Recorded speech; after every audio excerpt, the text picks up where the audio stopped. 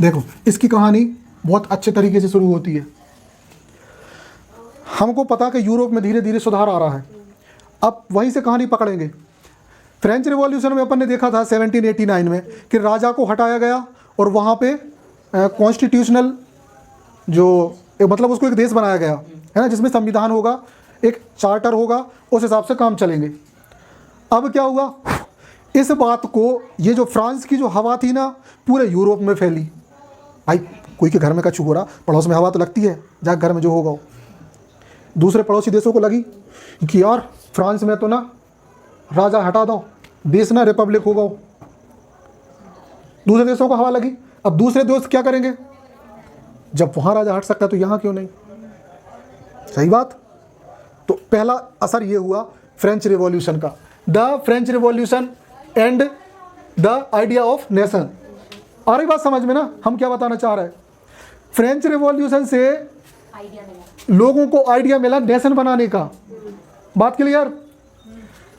घर में, इस घर में नाटक चल रहा था, पड़ोस वाला समझ गया हम भी तो कर सकते हैं, अच्छा काम कर रहा था मतलब हम भी कर सकते हैं, बात खत्म। अब सुनो, लेकिन यहाँ पे फ्रांस ने एक और, जो फ्रांस था ना, इसने एक नाटक और किया था। हालांकि नाटक नहीं, अच्छी बात है, पहले अच्छी बात समझो। इसकी सेना पूरे यूरोप में घूम घूम के प्रचार प्रसार कर रही थी। अच्छी बात थी ये कि आप राजा से फ्री हो और मतलब आप एक अपने अंदर नेशनलिज्म की फीलिंग लाएं, मोनार्की सिस्टम को हटाएं, आप क्या बने, पैट्रियोटिक बने, देशभक्त बने, और अपने यहाँ से मोनार्की हटा के क्या बने, रिपब्लिक बने। क्या बने, गणतंत्र, हिंदी में शब्द है। आप गणतंत्र बनो जहाँ कोई राजा नहीं होगा, संविधान के हिसाब से या एक चार्टर के हिसाब से देश चलेगा। लोगों ने बहुत पसंद किया ये आइडिया। जहाँ भी जाते थे ना तो फ्रांस की सेना का स्वागत होता था, सलूट होते थे कि फ्रांस की सेना आई है, खाने यानी की व्यवस्था कराओ भाई, सीट गद्दियाँ लगाओ। लोग बहुत पसंद करते थे। बात आई समझ में। तो ये होता था पहला फैक्ट। अच्छा, इतना सेना की तारीफ क्यों हो रही है, उसके पीछे भी एक रीज़न था। सेना को एक व्यक्ति लीड करने लगा था और वो था नेपोलियन बोनापार्ट। कौन था, हाँ, उसका पूरा नाम था नेपोलियन बोनापार्ट, है ना। नेपोलियन तुमने उच्चारित किया था। कहानी ऐसे सुन लेना कविता, तुम्हारे वर्ड्स को भी ध्यान रखें, हम अभी बताएंगे। तो नेपोलियन बोनापार्ट जो था वो क्या था, लीडर। किसका लीडर था, फ्रेंच आर्मी का। उसने एक कोड बनाया था। कोड क्या बोला, हम उसका एक रूल बुक थी, क्या थी, 1804 में। इसको नेपोलियन कोड भी बोलते हैं और सिविल कोड भी बोलते हैं। बोलो क्लियर। इसमें उसने क्या रूल्स डिसाइड किए थे वो समझो। उसने रूल्स डिसाइड किए थे कि पहली चीज, व्यापार जो आपको जो टैक्स लग रहा है एक देश से दूसरे देश जाने में, मैं टैक्स को कम करूंगा, ठीक। अगली चीज, सेना बढ़ाऊंगा। नेक्स्ट चीज, और कुछ चीजें थी, किसी को याद आ रहा, हाँ, जिनके पास जो ज़मीनें हैं वो उनके पास ही रहेंगी। जैसे ज़्यादातर ज़मीनें पहले लैंडलॉर्ड्स के पास होती थी, तो उसने नॉर्मल लोगों के पास, जो गरीब थे, जो लोग खेती कर रहे थे वास्तव में, उनको दे दी, ये ज़मीनें हो गई। तो बात आ रही समझ में। कहने का तात्पर्य ये था कि उसका जो किया हुआ काम था ना, उसको पूरा यूरोप पसंद कर रहा था, और फ्रांस की जनता तो करेगी ही, कहेगी ना। अब इसी बात को पूरा यूरोप पसंद करते करते लोग ये बात भूल गए कि ये जो बंदा है ना, उनके लिए वरदान नहीं है, ये बंदा उनके लिए अभिशाप होने वाला है, नेपोलियन। ये सब चीज़ें तो अच्छी थी। अब उसके नेगेटिव फैक्ट देखो कि वो उसने क्या किया था। उसने टैक्स बढ़ा दिया। जिस इंसान की जेब से पैसे जाते हैं ना, उससे पूछना, ठीक। हम सिर्फ टफ चीज़ें बता रहे हैं, मतलब जो ऐसी है जो इंपॉर्टेंट फैक्ट है, उसमें तो 8-10 फैक्ट दिए हैं, नहीं तो तुम 8-10 फैक्ट को लेकर ना बैठ जाना। हम जो बता रहे हैं जो तुम्हें दिमाग में रहे। पहली चीज़, उसने टैक्सेशन बढ़ाया। और दूसरा जो उसने सबसे बुरा काम किया वो था लोगों को ज़बरदस्ती सेना में भर्ती करना। और ज़बरदस्ती भर्ती करने का मतलब, क्योंकि उसका इरादा क्या था, उसका इरादा था पूरे यूरोप को जीतना। किसको जीतना, हाँ। अब जिस इंसान का सपना यूरोप को जीतना हो तो वो तो सेना उसकी बड़ी चाहिए, ठीक। तो इस सब से फिर से आखिरकार लोगों को तो त्रस्त आना ही था। अब यहाँ तुम्हारे एक चीज़ होती है कि आपके जो बाल्कन कंट्री जो थी ना, वो कंट्रीज़ एक हो जाती हैं। कल जिनका हमने जिक्र किया था, हालांकि हम बहुत आगे गए, लेकिन वहाँ नहीं जाओ। अभी यहाँ आ जाओ, उन कंट्रीज़ ने इकट्ठा होके, क्योंकि इसने क्या किया, मॉस्को से आगे चल गई इसकी सेना। कौन से देश में घुस गई इसकी सेना? वेरी गुड, ये हम नहीं बताएंगे, इसलिए हमने बोला था कि मॉस्को पता होना चाहिए कहाँ था। वहाँ मॉस्को को क्रॉस कर गई है ना, और यहाँ पे ये राइन रिवर को भी आगे आगे चली गई। अब जैसे ये यहाँ से पहुँची ना, तो राजाओं को लगा कि ये ज़्यादा हो रहा है, कुछ हम पे सहन नहीं होगा, और बस सब ने मिल के यहाँ पर नेपोलियन को हराया। कौन से युद्ध में हराया? वाटरलू का एक युद्ध था, उसमें उसको हरा दिया गया। और यहीं पे हमारे जो नेपोलियन की कहानी ख़त्म हो जाती है। ये डाउट क्लियर? ठीक। अगला इसमें क्या था, तो जब ये सब हो गया ना, तो इसके अलावा फ्रांस में एक और गतिविधि चल रही थी। देश को बनाने के लिए या लोगों के हितों की रक्षाओं के लिए जैकोबियन क्लब्स बन रहे थे।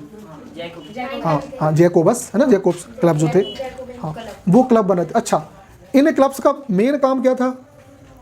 लोगों को इकट्ठा करना, अलर्ट करना। बिल्कुल सरल भाषा में कर रहे हैं अपन, लोगों को अलर्ट करना, क्या क्या अच्छा क्या बुरा। इनकी पहचान पता है, 9th में पढ़ी है, लाल कपड़े होते थे, टोपी होती थी, ठीक है ना, ये चीज़। चलो क्या शब्द बोला था एक और तुमने? हम वो भूल गए, अब भी बताया था। यूटोपियन। हाँ, अब सुनो, देखो पहले समझो यूटोपिया। हाँ, यूटोपिया का मतलब होता है, पहले यूटोपिया का समझो, आदर्श नगर। तुम बात कर रही हो यूटोपियन की, है ना। यूटोपियन मतलब ये आइडिया आया, इसी से बना यूटोपिया से यूटोपियन। आदर्श नगर, आदर्श नगर के आदर्श लोग, जैसे इंडिया इंडियन, यूटोपिया समझ रहे हैं ना क्या कहना चाह रहे हैं हम? लिखने की जरूरत तो नहीं है, अब समझो। तो पूरे यूरोप में आदर्श नगर स्थापित करने की कल्पना की गई। ये बेसिकली जो यूटोपिया वर्ड है ना, एक इंग्लिश लिटरेचर के एक राइटर थे जिनका नाम था थॉमस मोर। क्या नाम था? Thomas More. उनका वर्क का नाम है ये यूटोपिया। याद रखना, तुम्हारी बुक से ज़्यादा गहराई से बता रहे कुछ पॉइंट, अब वो वर्ड आ गया इसलिए।